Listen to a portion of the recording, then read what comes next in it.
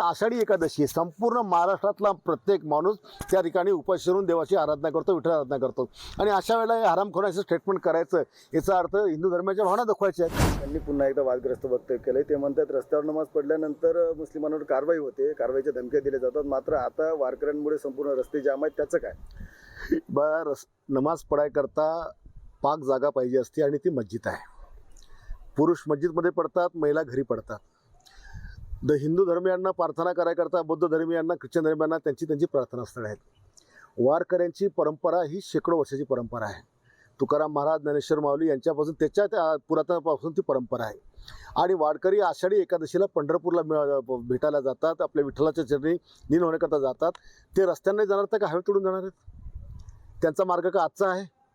हजारो वर्षाचा मार्ग आहे. पण रस्त्याने जाताना त्यांनी कुठे मधातच पालखी ठेवली, रस्ता अडवला, रिंगण सोहळा केला, का कीर्तन म्हणत बसले, का भारुड म्हणत बसले, का लोकांना त्रास दिला, असं कधी वारकरी करतात? वारकरी म्हणजे एक शिस्तप्रिय नागरिक म्हणून ते त्या ठिकाणी वावरतात. आणि त्यांचं ठिकाण ठरलं असतं की गावात गेले की मुक्काम कुठे, तिथे मंदिर, मग पुढचं मंदिर, मग पुढचं, असं करत करत ते आपल्या ठिकाणापर्यंत महिन्याभरामध्ये पोचतात. आणि आजूबाजू म्हणतो की फक्त मुस्लिम नमाज रस्त्यावर पडले तर नमाज होते.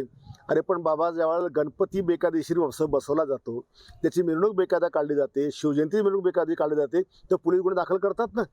भारताचा कायदा कोणाला सोडत नाही. पण अशा प्रकारचे स्टेटमेंट करून मुस्लिमांमध्ये हे दाखवायचं की बघा आपल्या धर्मावर किती अन्याय होतो आणि इकडे दुसरा हिंदू धर्माचा द्वेष करायचा, हे जे स्टेटमेंट आज मी करतो याचा थोवा ठिसायला पाहिजे. आणि हा आमदार आहे, पण याचा विकास काहीच नाही आहे.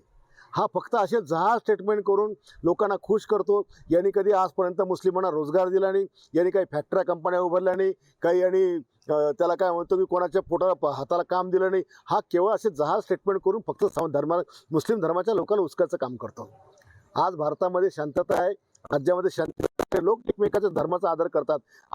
हा मात्र अशा प्रकारे आषाढी एकादशी संपूर्ण महाराष्ट्रातला प्रत्येक माणूस त्या ठिकाणी उपास करून देवाची आराधना करतो, विठ्ठल आराधना करतो.